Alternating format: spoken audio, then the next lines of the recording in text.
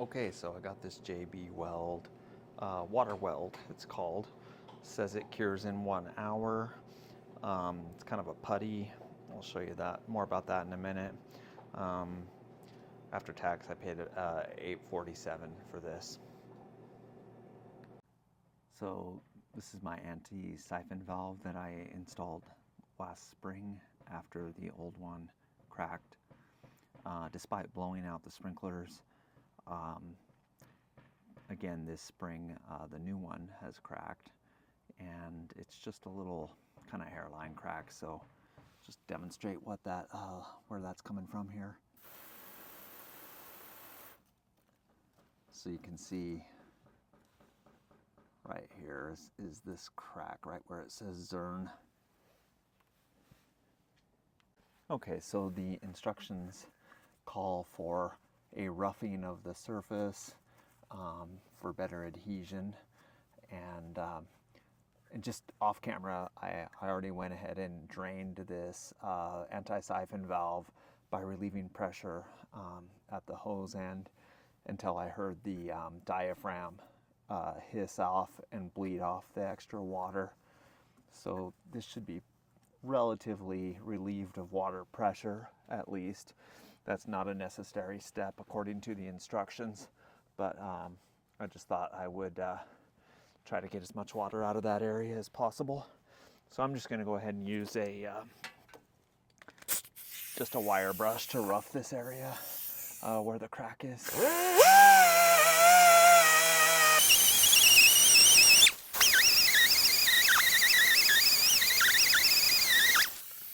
Okay, got a nice shiny surface there.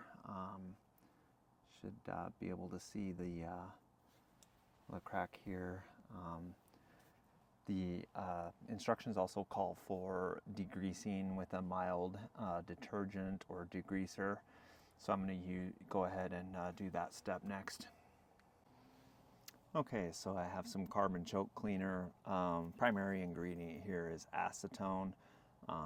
This is well known for kind of cleaning and degreasing parts.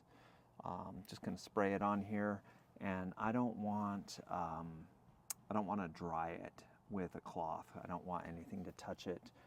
Possibility of getting it greasy, so I'm just going to let it air dry here. But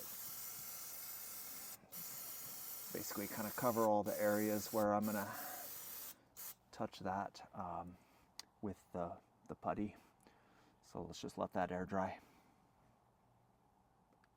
Okay, so this is a putty, and you just kind of knead it to mix it, from what I've seen on other people's videos.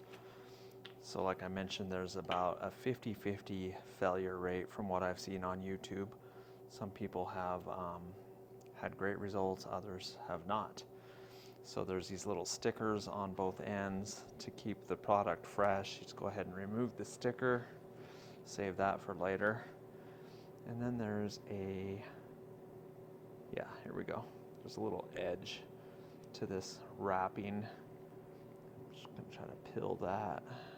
Maybe that's not the edge. All right, well, I'm just gonna cut it.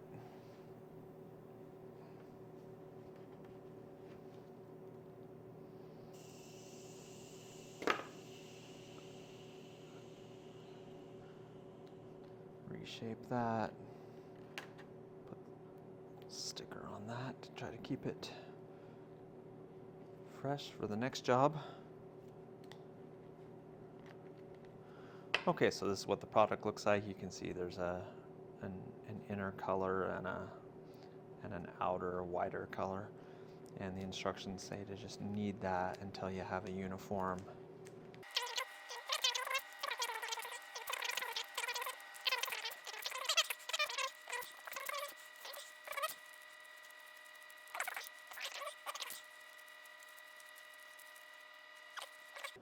Good mixture there. Okay, so got my freshly mixed compound. I'm going to make it into the rough shape of that split.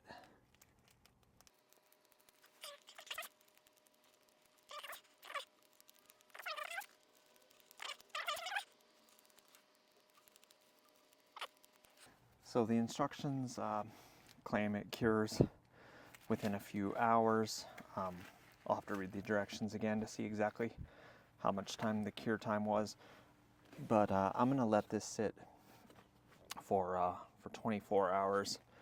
It's 10:19 in the morning on the 23rd of April. So we'll see where this is at tomorrow, and then we'll activate it and see if we have sealed the leak. So, okay, I am cautiously optimistic, but actually quite skeptical. Let's see if I can get this on camera. It's the 24th, and it's 11:22 in the morning. So well over the stated time for curing. Super hard. I don't think I could break that off without using some tools. So I'm going to go ahead and open the system and see if it leaks. So this is the moment of truth. Reminder, the leak was about right here. So let's see.